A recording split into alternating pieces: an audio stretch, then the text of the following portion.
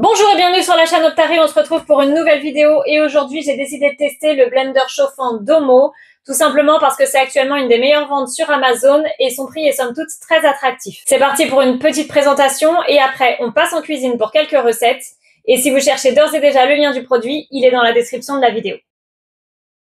Ce blender chauffant dispose d'une puissance de 1000 watts avec un câble électrique de 80 cm directement relié à la poignée. Le bol est tout en inox et il offre une capacité de 1,6 litre de soupe avec une poignée pour le prendre très facilement et un bec verseur. Au niveau du couvercle, on découvre à l'intérieur la lame inox et on peut voir qu'il y a des graduations pour ne pas se tromper au niveau de la quantité d'eau. Au niveau des programmes, c'est très simple. Le programme Smooth dure 20 minutes et il permet de chauffer puis de mixer la préparation.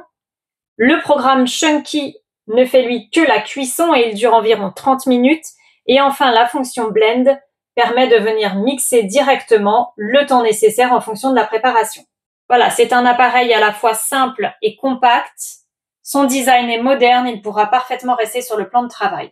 Passons maintenant au test avec quelques recettes. C'est parti pour notre première soupe avec le blender chauffant. Je commence donc par ajouter mes légumes. Ce sont majoritairement des carottes, mais j'ai ajouté quelques rondelles de courgettes et quelques tomates qui me restaient au jardin.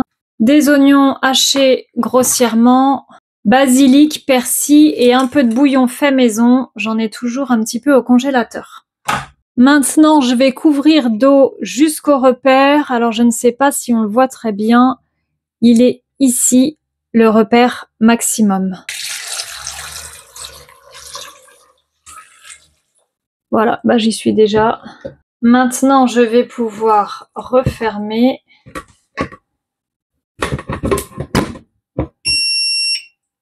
On entend le bip et maintenant, je vais sélectionner mon programme. Ici, je choisis Smooth, c'est-à-dire que le blender va chauffer puis mixer jusqu'à obtenir un velouté. Ce programme dure à peu près 20 minutes. C'est parti.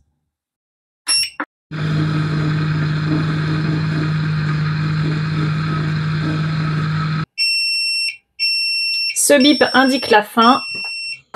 Je débranche directement pour découvrir ma soupe. En tout cas, ça sent très bon.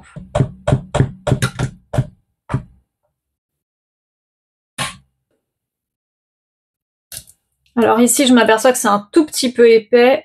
Quand je goûte, je m'aperçois que c'est quand même épais et granuleux. Pour l'instant, on n'est pas sur un velouté. Je pense que j'avais peut-être un petit peu beaucoup de légumes par rapport à la quantité d'eau. Ici, j'ai rebranché. Je vais venir directement mixer pour essayer de faire plus velouté. Et oui, je n'y avais pas pensé, mais en ajoutant de l'eau, j'ai dépassé le repère, ce qui fait que l'appareil se met en sécurité. Comme j'ai trop de liquide, il ne veut plus mixer.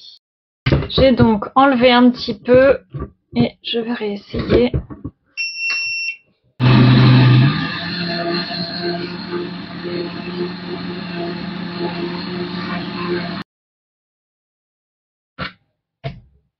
Voilà, ça a l'air beaucoup mieux.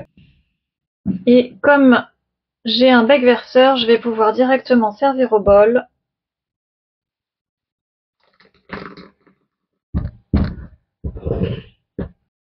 Et me régaler. Alors par contre, je le vois là, même en rajoutant du liquide, je trouve qu'on n'est pas sur une texture vraiment veloutée. Pourtant, il n'y avait aucun légume problématique, hein, les carottes, les courgettes, les oignons, ça se mixe très bien. On se demanderait presque s'il manque pas un tout petit peu de cuisson. Comme la texture ne me convenait pas vraiment, j'ai remis un petit peu en cuisson. Là, c'est beaucoup mieux. Effectivement, je pense que les légumes n'étaient pas assez cuits. Pourtant, on était quand même sur des légumes très basiques. C'est beaucoup mieux. Maintenant, ce n'est pas parfait. Vraiment, si on aime les veloutés absolument parfaits et bien lisses, on n'y est pas. Et malheureusement, au bout de 2 cycles de cuisson, du coup, ce n'est pas très rentable. Je vais maintenant faire une soupe poire aux pommes de terre en conservant les morceaux, mais j'aurais bien aimé commencer par faire rissoler un petit peu mes oignons avec le lard pour développer les saveurs. Je vais donc mettre le blender en fonction chauffée uniquement pour commencer à les faire rissoler avant d'ajouter mes poireaux et mes petits dés de pommes de terre.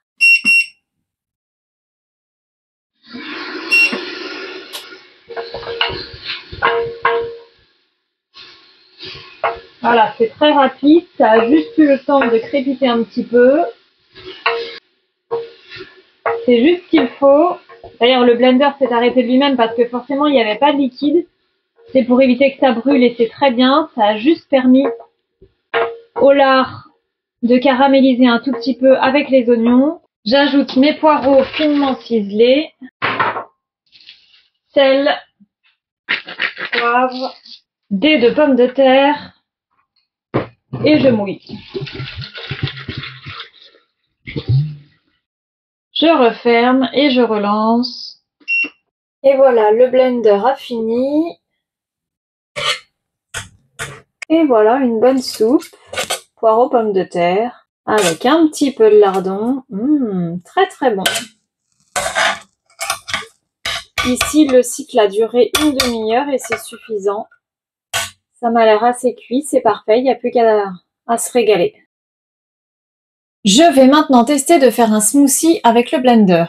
J'ai donc coupé mes fruits au préalable, orange, kiwi, banane et pamplemousse. Et je vais venir mouiller avec un petit peu de jus de pomme.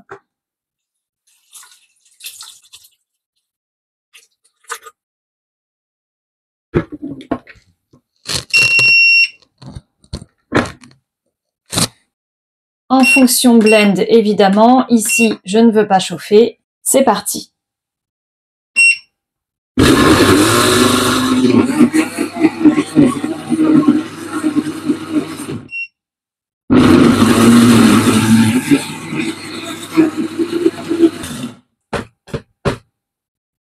Eh bien, ça m'a l'air pas mal du tout. Je vais en servir un petit peu dans un verre pour qu'on se rende mieux compte. Et voilà un bon smoothie.